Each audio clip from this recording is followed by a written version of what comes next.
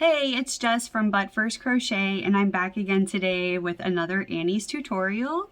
Today we're going to work on Lisa McDonald's adorable mug rug pattern.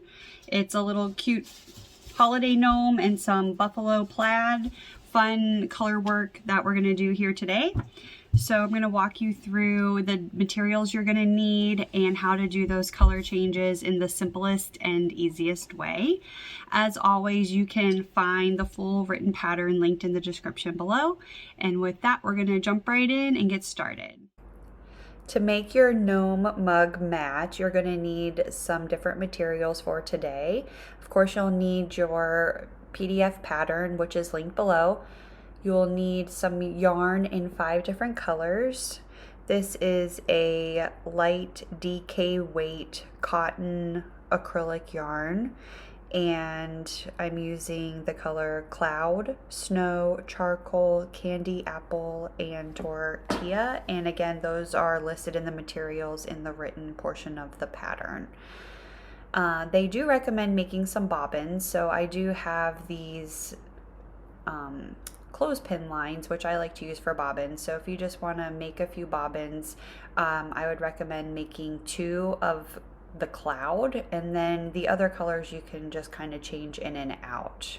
So I'm just going to wind this up here on my clothespin to make a couple bobbins to make our color changes a little easier. And I like that you can clip onto the bottom of your work when you're turning. So now let's get started with the pattern. So grab your F hook and we'll start by making our starting chain. As we're getting started making the gnome, let's chat a little bit about the chart. So when you're working a chart in Tapestry Crochet, you start in the bottom right hand corner, and odd number rows are worked from right to left, and even number rows are worked left to right. So definitely keep that in mind when you are working your graph. So work from the bottom up, odd numbers from right to left, even from left to right. Coming up to a color change here, I'm going to carry my gray colored yarn along with me because I'm going to switch back to it in just a minute. So I'm going to leave that unfinished stitch by adding my dark color on here and finishing the stitch before the color change with the new color. And I'm going to carry the Cloud color with me as I make these dark colored stitches. So here's our color change, and then there is our first charcoal colored stitch. And I'm going to be making 4 of those, but I'm not going to finish the 4th stitch. That's when we're going to change back to the gray color. So there's 2. Again, carry that gray color behind. 3. And here's 4, but we're not going to finish the stitch. We're going to pull the color that we're not using anymore to the front of our work. You always want to drop that color that you're not using anymore to the front.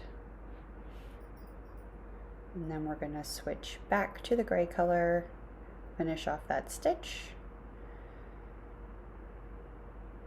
Keep that dark colored tail drop to the front. And then we're going to finish off the rest of this row with the Cloud color. So that's how you do a basic color change, is you change colors the stitch before. You don't finish the stitch before the color change. Then add the new color. You can carry the other color with you or make more bobbins. That's totally up to you. And always make sure that when you're finished with the color, you drop it in the front of your work. So when you turn your work, you're picking up the color from the back.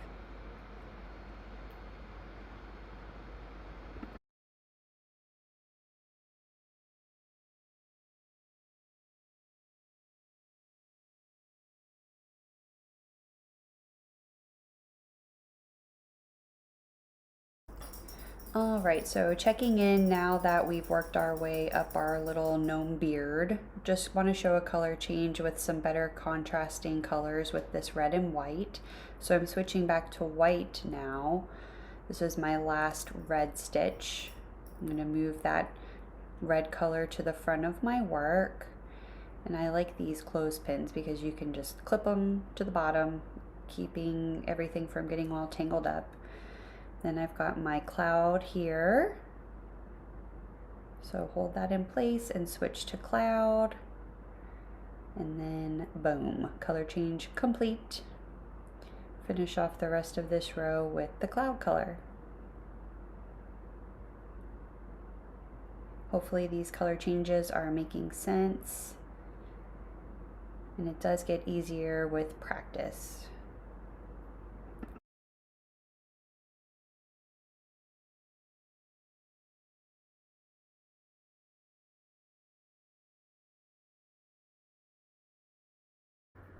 Okay, so our gnome is finished, and now we're going to complete a simple single crochet border all the way around.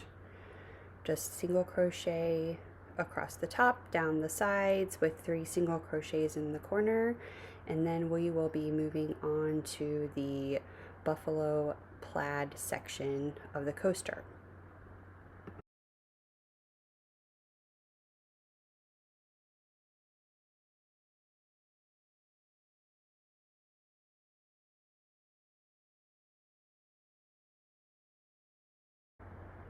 Now to begin our buffalo plaid section, you're going to simply turn your work and the wrong side's facing. We're going to start doing our color work with that plaid. So chain 1, and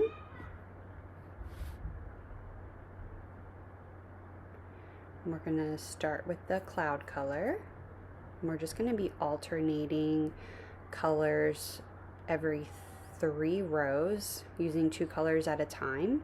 So for this section, I find it easiest just to carry your contrasting color or the color you're not using with you all the way across.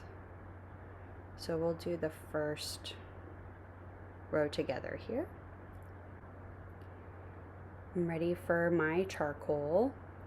So I'm going to finish off that stitch. Got my charcoal color working now, and I'm going to hold the cloud color behind, and I'm going to crochet over top of that color and just carry it throughout the entire row instead of leaving it like the bobbins in the gnome portion of the pattern. So I'm just crocheting over the tails here of the charcoal, and I am carrying along the cloud color.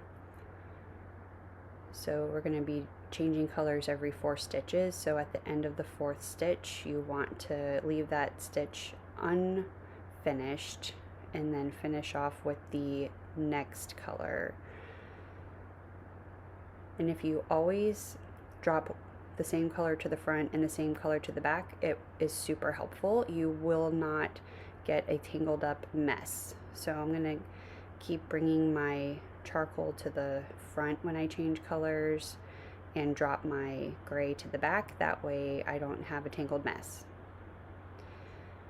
Okay, and that's just my tail that I left there, so I'll weave that in, or maybe I won't.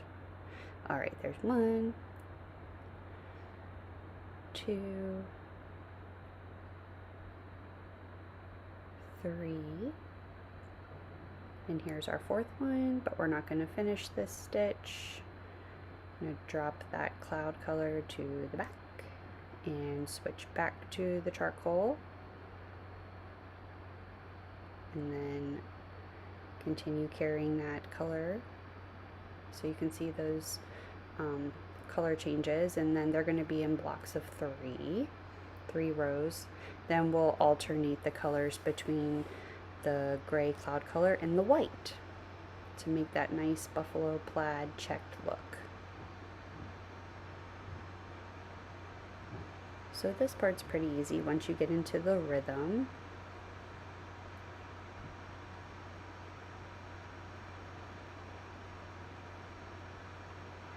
I'm going change back to the gray. See, look, I got it tangled. I didn't follow my own rule.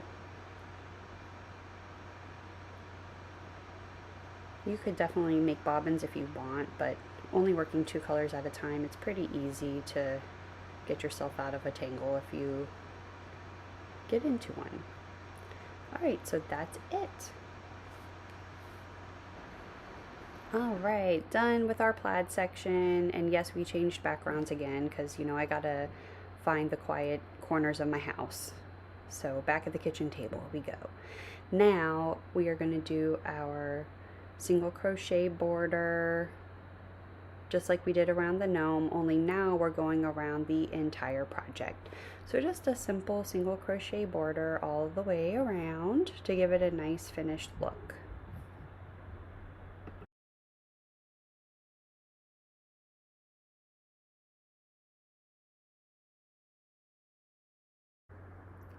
And here we are finished with our modern farmhouse meets coffee lover's dream coaster. It is so cute. I hope you enjoyed it, and thanks for watching.